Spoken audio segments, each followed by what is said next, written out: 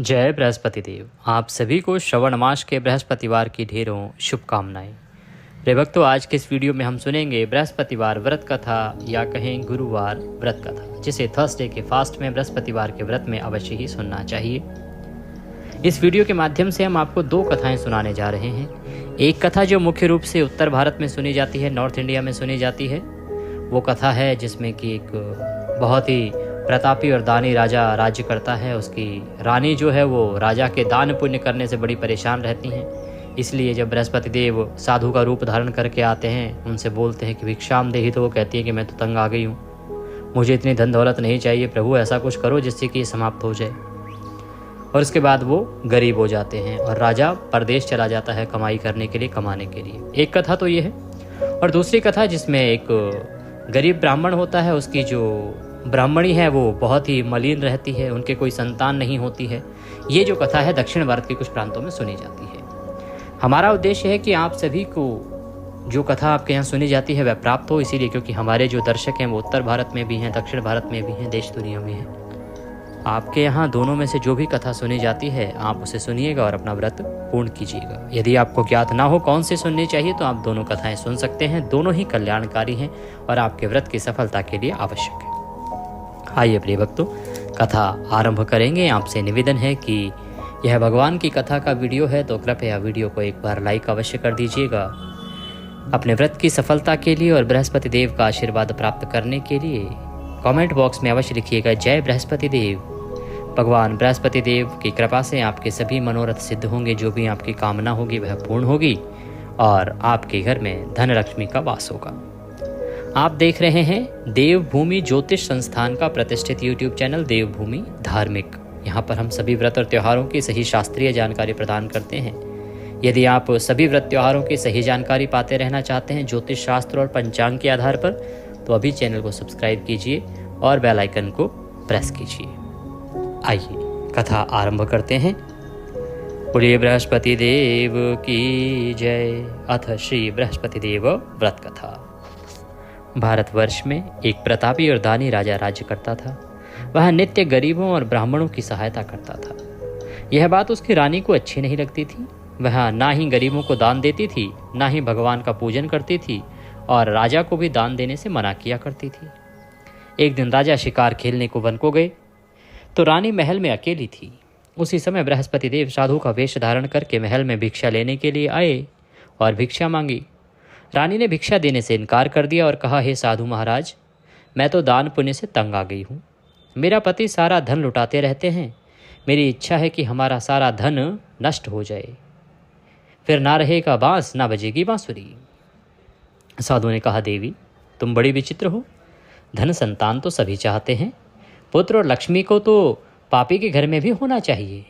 यदि तुम्हारे पास अधिक धन है तो भूखों को भोजन दो, प्यासों के लिए प्याऊ बनवाओ, मुसाफिरों के लिए धर्मशालाएं खुलवाओ। जो निर्धन अपनी कुंवारी कन्याओं का विवाह नहीं कर सकते उनका विवाह करा दो। ऐसे और कई काम हैं जिनके करने से तुम्हारा यश लोक परलोक में फैलेगा। परंतु रानी पर उपदेश का कोई प्रभाव ना पड़ा। वह बोली, महाराज आप मुझे कुछ ना समझाएं। मैं ऐसा धन नहीं चाहती जो हर जगह बांटती फिरूं। साधु ने उत्तर दिया, यदि तुम्हारी ऐसी इच्छा है तो तथास्तु। तुम ऐसा करना कि बृहस्पतिवार को घर लीपकर पीली मिट्टी से अपना सिर धोकर स्नान करना, भट्टी चढ़ाकर कपड़े धोना।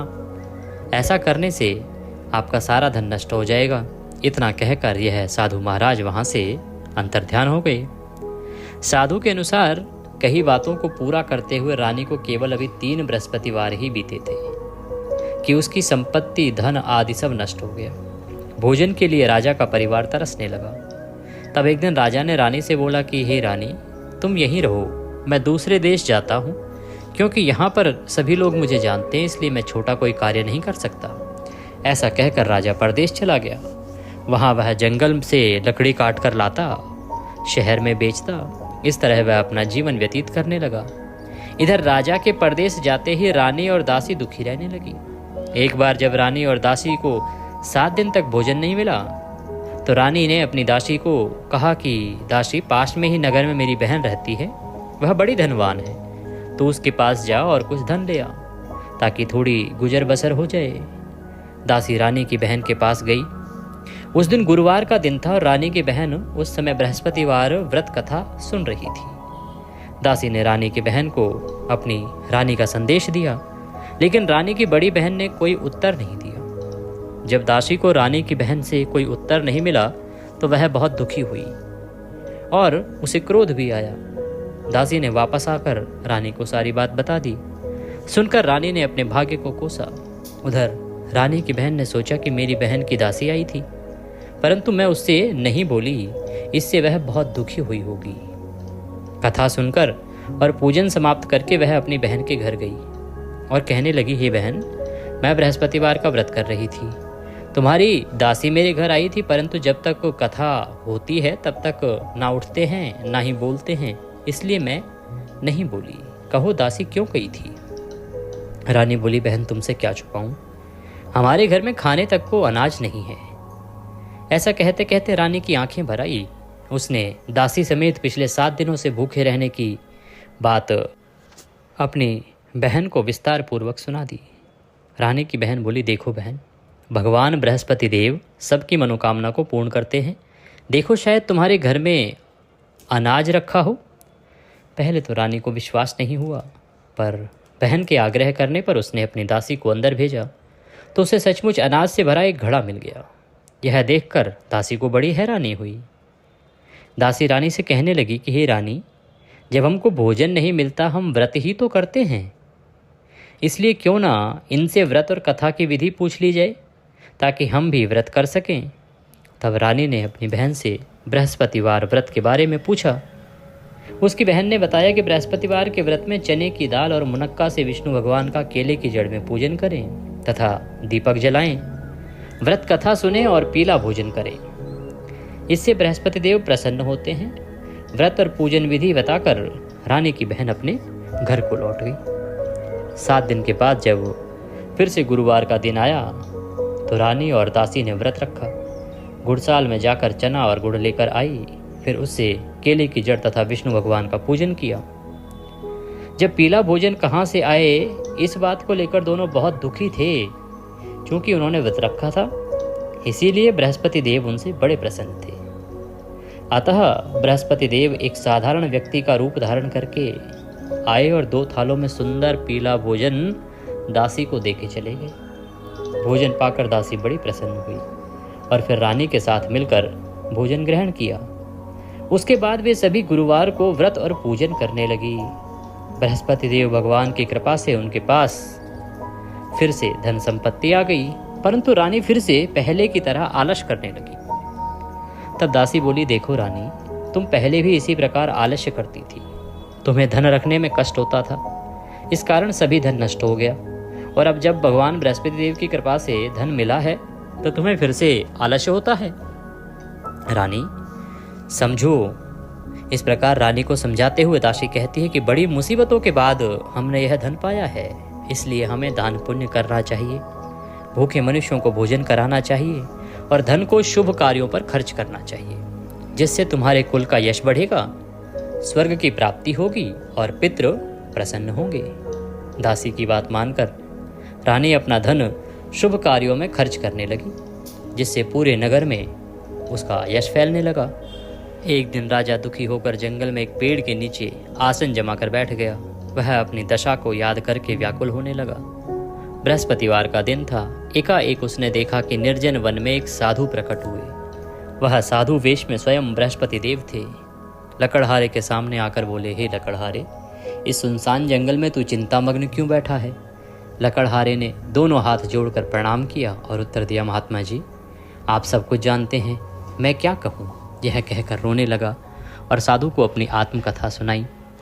महात्मा जी ने कहा, तुम्हारी स्त्री ने बृहस्पति के दिन बृहस्पति भगवान का निरादर किया है, जिसके कारण रुष्ट होकर उन्होंने तुम्हारी यह दशा कर दी। अब तुम चिंता को दूर करके मेरे कहने पर चलो तो तुम्हारे सब कष्ट दूर हो जाएंगे और भगवान पहले से भी अधिक संपत्ति देंगे। तुम बृहस्पति के दिन कथा किया करो, 2 पैसे के चने मुनक्का लाकर उसका प्रसाद बनाओ और शुद्ध जल से लोटे में शक्कर मिलाकर अमृत तैयार करो। कथा के पश्चात अपने सारे परिवार और सुनने वाले प्रेमियों में अमृत व प्रसाद बांटकर आप भी ग्रहण करो। ऐसा करने से भगवान तुम्हारी सब मनोकामनाएं पूरी करेंगे। साधु के ऐसे वचन सुनकर लकड़हारा बोला, हे प्रभु, मुझे लकड़ी बेचकर इतना पैसा नहीं मिलता जिससे भोजन के उपरांत कुछ बचा सकूं। मैंने रात्रि में अपनी स्त्री को व्याकुल देखा है। मेरे पास कुछ भी नहीं है जिससे उसकी खबर मंगा सकूं। साधु ने कहा, हे लकड़हारे, तुम किसी बात की चिंता मत करो। बृहस्पतिवार के दिन तुम रोजाना की तरह लकड़ियां लेकर शहर को जाओ। तुमको रोज से दुगना धन प्राप्त होगा, जिससे तुम भली भांति भोजन कर लोगे तथा बृहस्पति देव की पूजा का सामान भी आ जाएगा। इतना कहकर साधु अंतर्ध्यान हो गए। धीरे धीरे समय व्यतीत होने पर फिर वही बृहस्पतिवार का दिन आया। लकड़हारा जंगल से लकड़ी काट कर किसी शहर में बेचने गया। उसे उस दिन और दिन से अधिक पैसा मिला। राजा ने चना गुड़ आदि लाकर गुरुवार का व्रत किया। उस दिन से उसके सभी क्लेश दूर हो गए। परंतु जब दोबारा गुरुवार का दिन आया तो बृहस्पतिवार का व्रत करना भूल गया। इस कारण से बृहस्पति भगवान नाराज हो गए। उस दिन उस नगर के राजा ने विशाल यज्ञ का आयोजन किया था तथा शहर में ये घोषणा करा दी कि कोई भी मनुष्य अपने घर में भोजन ना बनावे, आग भी ना जलावे और सारे के सारे मेरे यहाँ आके ही भोजन करें। इस आज्ञा को जो ना मानेगा उसे फांसी की सजा दी जाएगी। इस तरह की घोषणा संपूर्ण नगर में करा दी गई। राजा की आज्ञा अनुसार शहर के सभी लोग भोजन करने गए, लेकिन लकड़हारा कुछ देर से पहुंचा। इसलिए राजा उसको अपने साथ घर ले गए और ले जाकर भोजन करा रहे थे तो रानी की दृष्टि उस खूंटी पर पड़ी जिस पर उसका हार लटका हुआ था। वह वहां दिखाई नहीं दिया। रानी ने निश्चय किया कि मेरा हार इस मनुष्य ने चुरा लिया है। उसी समय सिपाहियों को बुलाकर उसको कारागार में डाल दिया गया। जब लकड़हारा कारागार में पड़ गया और बहुत दुखी होकर विचार करने लगा कि न जाने कौन से पूर्व जन्म के कर्म से मुझे यह दुख प्राप्त हुआ है, और उसी साधु को याद करने लगा जो जंगल में मिला था। उसी समय तत्काल बृहस्पति देव साधु के रूप में प्रकट हुए और उसकी दशा को देखकर कहने लगे, अरे मूर्ख, तूने बृहस्पति देव की कथा नहीं करी, इस कारण तुझे दुख प्राप्त हुआ है। अब चिंता मत कर, बृहस्पतिवार के दिन कारागार के दरवाजे पर 4 पैसे पड़े मिलेंगे, उनसे तू बृहस्पति देव की पूजा करना, तेरे सभी कष्ट दूर हो जाएंगे। बृहस्पति के दिन उसे 4 पैसे मिले। लकड़हारे ने कथा कही। उसी रात्रि को बृहस्पति देव ने उस नगर के राजा को स्वप्न में कहा, हे राजा, तूने जिस आदमी को कारागार में बंद कर दिया है वह निर्दोष है और वह एक राजा है, उसे छोड़ देना। रानी का हार उसी खूंटी पर लटका है। अगर तू ऐसा नहीं करेगा तो मैं तेरे राज्य को नष्ट कर दूंगा। इस तरह रात्रि के स्वप्न को देखकर राजा प्रातःकाल उठा और खूंटी पर हार देखकर लकड़हारे को बुलाकर क्षमा मांगी तथा लकड़हारे को योग्य सुंदर वस्त्र आभूषण देकर विदा किया। बृहस्पति देव की आज्ञा के अनुसार लकड़हारा अपने नगर को चल दिया। राजा जब अपने नगर के निकट पहुंचा तो उसे बड़ा आश्चर्य हुआ। नगर में पहले से अधिक बाग, तालाब, कुएं, बहुत सी धर्मशालाएं, मंदिर आदि बन गए थे। राजा ने पूछा, यह किसका बाग और धर्मशाला है? तब नगर के सब लोग कहने लगे, यह सब रानी और बांदी के हैं। राजा को आश्चर्य हुआ और गुस्सा भी आया। जब रानी ने यह खबर सुनी कि राजा आ रहे हैं तो उन्होंने बांदी से कहा कि हे दासी, देख, राजा हमको बुरी हालत में छोड़ के गए थे। हमारी ऐसी हालत देखकर वह लौट ना जाएं, इसलिए तू दरवाजे पर खड़ी हो जा। आज्ञा अनुसार दासी दरवाजे पर खड़ी हो गई। राजा आए तो उन्हें अपने साथ ले गई। तब राजा ने क्रोध करके अपनी रानी से पूछा कि यह धन कैसे प्राप्त हुआ? तब उन्होंने कहा, हमें सब बृहस्पति देव के इस व्रत के प्रभाव से प्राप्त हुआ है। राजा ने निश्चय किया कि 7 रोज बाद तो सभी बृहस्पति देव का पूजन करते हैं, परंतु मैं प्रतिदिन दिन में 3 बार कहानी तथा रोज व्रत किया करूंगा। अब हर समय राजा के दुपट्टे में चने की दाल बंधी रहती तथा दिन में 3 बार कहानी कहता। एक रोज राजा ने विचार किया कि चलो अपनी बहन के यहाँ हो आवे। इस तरह निश्चय करके राजा घोड़े पर सवार हो अपनी बहन के यहाँ को चल दिया। मार्ग में उसने देखा कि कुछ आदमी एक मुर्दे को लिए जा रहे हैं। उन्हें देखकर राजा कहने लगा कि अरे भाइयों, मेरी बृहस्पति देव की कथा सुन लो। वे बोले, लो, हमारा तो आदमी मर गया, इसको अपनी कथा की पड़ी है। परंतु कुछ आदमी बोले, अच्छा कहो, हम तुम्हारी कथा भी सुनेंगे। राजा ने दाल निकाली। जब कथा आधी हुई तो मुर्दा हिलने लग गया और जब कथा समाप्त हुई तो मुर्दा राम राम कह के उठकर खड़ा हो गया। आगे मार्ग में उसे एक किसान का खेत मिला, जहाँ किसान खेत में हल चला रहा था। राजा ने उसे देख कहा, अरे भाई, तुम मेरी बृहस्पतिवार की कथा सुन लो।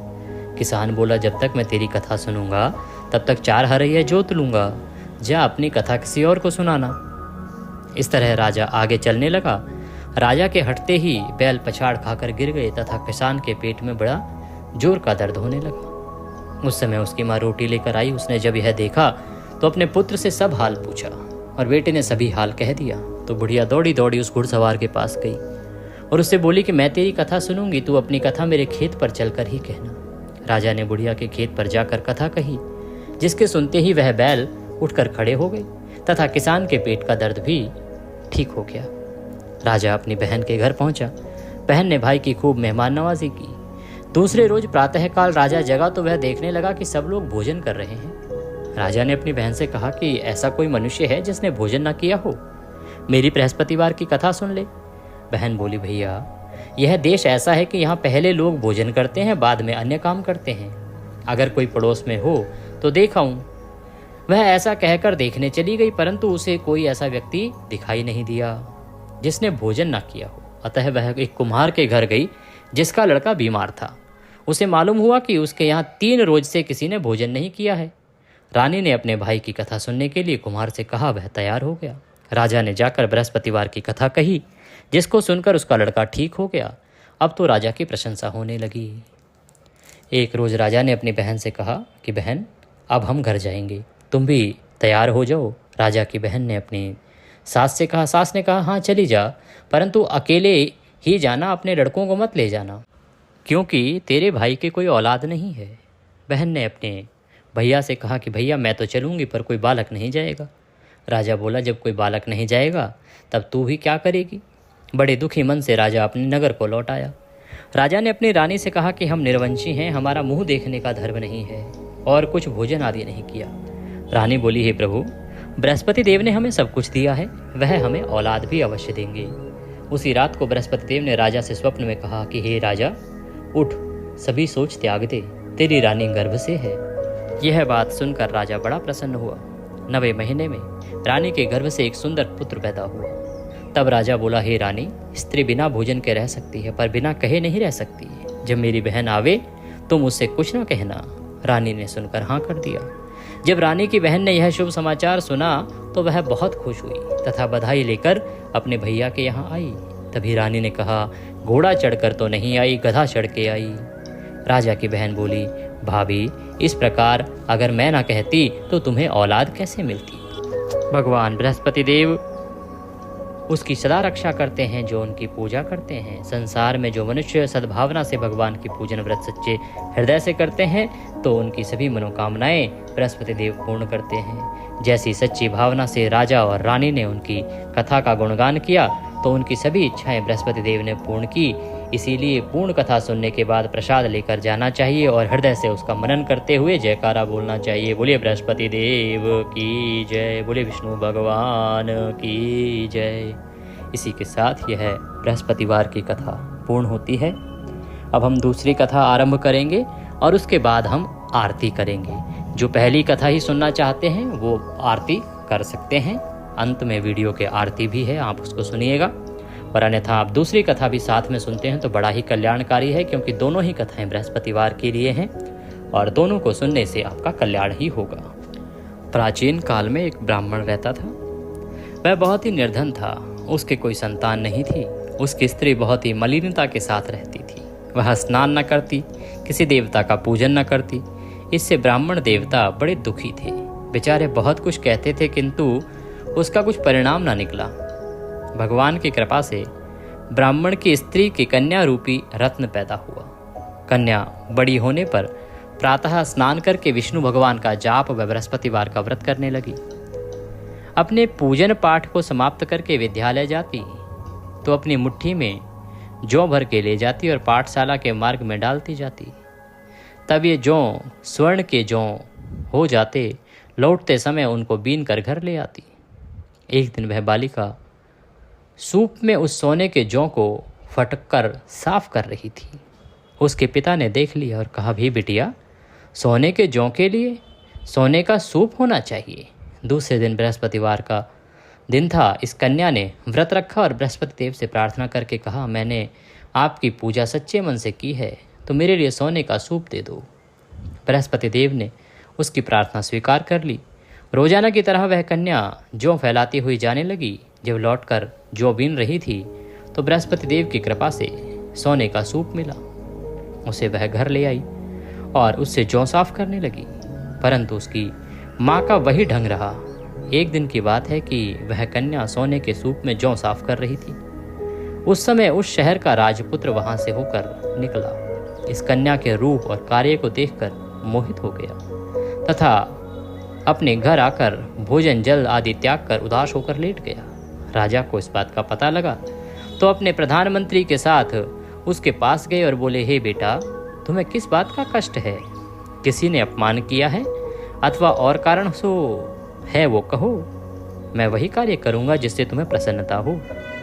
अपने पिता की राजकुमार ने बातें सुनी तो वह बोला, मुझे आपकी कृपा से किसी बात का कोई दुख नहीं है। किसी ने मेरा अपमान नहीं किया है, परंतु मैं उस लड़की से विवाह करना चाहता हूँ जो सोने के सूप में जौ साफ कर रही थी। यह सुनकर राजा आश्चर्य में पड़ गया और बोला, हे बेटा, इस तरह की कन्या का पता तुम ही लगाओ, मैं उसके साथ तुम्हारा विवाह अवश्य ही करवा दूंगा। राजकुमार ने उस लड़की के घर का पता लगाया। तब मंत्री उस लड़की के घर गए और ब्राह्मण देवता को सभी हाल बतलाया। ब्राह्मण देवता राजकुमार के साथ अपनी कन्या का विवाह करने के लिए तैयार हो गए तथा विधि विधान के अनुसार ब्राह्मण की कन्या का विवाह राजकुमार के साथ हो गया। कन्या के घर से जाते ही पहले की भांति उस ब्राह्मण देवता के घर में गरीबी का निवास हो गया। अब भोजन के लिए भी अन्न बड़ी मुश्किल से मिलता था। एक दिन दुखी होकर ब्राह्मण देवता अपनी पुत्री के पास गए। बेटी ने पिता की दुखी अवस्था को देखा और अपनी माँ का हाल पूछा। तब ब्राह्मण ने सभी हाल कहा। कन्या ने बहुत सा धन देकर अपने पिता को विदा किया। इस तरह ब्राह्मण का कुछ समय सुखपूर्वक व्यतीत हुआ। कुछ दिन बाद फिर वही हाल हो गया। ब्राह्मण फिर अपनी कन्या के वहां गया। सारा हाल कहा तो लड़की बोली, है पिताजी, आप माताजी को यहाँ लेवा लाओ, मैं उसे विधि बता दूंगी जिससे गरीबी दूर हो जाए। वह ब्राह्मण देवता अपनी स्त्री को साथ लेकर पहुंचे तो अपनी माँ को समझाने लगी, हे माँ, तू प्रातः काल प्रथम स्नान आदि करके विष्णु भगवान का पूजन कर तो सब दरिद्रता दूर हो जाएगी। परंतु उसकी माँ ने एक भी बात नहीं मानी और प्रातः काल उठकर अपनी पुत्री के बच्चों की जूठन को खा लिया। इससे उसकी पुत्री को भी बहुत गुस्सा आया और एक रात को कोठरी से सभी सामान निकाल दिया और अपनी माँ को उसमें बंद कर दिया। प्रातः काल उसे निकाला तथा स्नान आदि करा के पाठ करवाया तो उसकी माँ की बुद्धि ठीक हो गई और फिर प्रत्येक बृहस्पतिवार को व्रत रखने लगी। इस व्रत के प्रभाव से उसके माँ बाप बहुत धनी हो गए और पुत्रवान हो गए और बृहस्पति देव के प्रभाव से इस लोक में सुख भोग कर अंत में परम धाम को प्राप्त हुए। बोलिए बृहस्पति देव की जय, बोलिए विष्णु भगवान की जय। इसी के साथ बृहस्पतिवार की यह कथा भी यहाँ पूर्ण होती है। आइए अब हम आरती करेंगे। आप आरती के लिए ज्योत प्रज्वलित कीजिए। ओम कर्पूरगौरम करुणावतारम संसार सारम भुजगेन्द्रहारम सदा वसन्तं हृदयारवृन्दे भवं भवामी सहितं नमामि। ओम जय बृहस्पति देवा प्रभु जय बृहस्पति देवा, छिन छिन भोग लगाऊं कदली फल मेवा। ओम जय बृहस्पति देवा, तुम पूर्ण परमात्मा तुम अंतर्यामी, प्रभु तुम अंतर्यामी। जगत पिता जगदीश्वर तुम सबके स्वामी। ओम जय बृहस्पति देवा, चरणामृत निज निर्मल सब पातक हरता, प्रभु सब पातक हरता। सकल मनोरथ दायक कृपा करो भरता। ओम जय बृहस्पति देवा, तन मन धन अर्पण कर जो जन शरण पड़े, प्रभु जो जन शरण पड़े। प्रभु प्रकट तब होकर आकर द्वार खड़े। ओम जय बृहस्पति देवा, दीन दयाल दयानिधि भक्तन हितकारी, प्रभु भक्तन हितकारी। पाप दोष सब हरता भव बंधन हारी। ओम जय बृहस्पति देवा, सकल मनोरथ दायक सब संशय तारो, प्रभु सब संशय तारो। विषय विकार मिटाओ संतन सुखकारी। ओम जय बृहस्पति देवा, जो कोई आरती तुम्हारी प्रेम सहित गावे, प्रभु सुबह शाम गावे। ज्येष्ठानंद बंद सोई सोई निश्चित ही पावे, ओम जय बृहस्पति देवा। बोलिए बृहस्पति देव की जय। हम त्वमेव माताश्च पिता त्वमेव, त्वमेव बन्धोश्च सखा त्वमेव, त्वमेव विद्या द्रविणं त्वमेव, त्वमेव सर्वं मम देव देव। शीतलीकरण कीजिए आरती का, और उसके बाद पहले बृहस्पति देव को आरती दीजिए, विष्णु भगवान को आरती दीजिए, फिर स्वयं आरती लीजिए। और पारिवारिक जन यदि बैठकर पूजन कर रहे हैं तो उनको भी आरती दीजिए। इस प्रकार से आपने यह कथा सुनी और पूजन को पूर्ण किया। आप विधि विधान से अपना व्रत कीजिएगा, बृहस्पति देव अवश्य ही आपकी मनोकामना पूर्ण करेंगे। पूजा की विधि हमने पहले बताई है, अगर आपको ज्ञात ना हो तो कमेंट बॉक्स में लिख के पूछ लीजिए कि व्रत कैसे करते हैं बृहस्पतिवार का और कैसे पूजा करनी चाहिए। इसके साथ साथ आपको आज के दिन विष्णु सहस्त्र नाम का श्रवण भी करना चाहिए। गुरुवार के दिन, बृहस्पतिवार के दिन जो कोई विष्णु सहस्त्र नाम का श्रवण करता है उसका भगवान विष्णु अवश्य ही कल्याण करते हैं। और आपके व्रत का पुण्य फल बढ़ाने के लिए भी आप कथा के साथ यदि उसको सुनते हैं तो बहुत ही अधिक कल्याणकारी होता है। तो हमने अपने चैनल पर विष्णु सहस्त्र नाम भी अपलोड किया है, उसे अवश्य ही सुनिएगा। आपके व्रत का फल कई गुना बढ़ेगा और निश्चित ही आपकी मनोकामनाएं पूर्ण होंगी। जय बृहस्पति देव।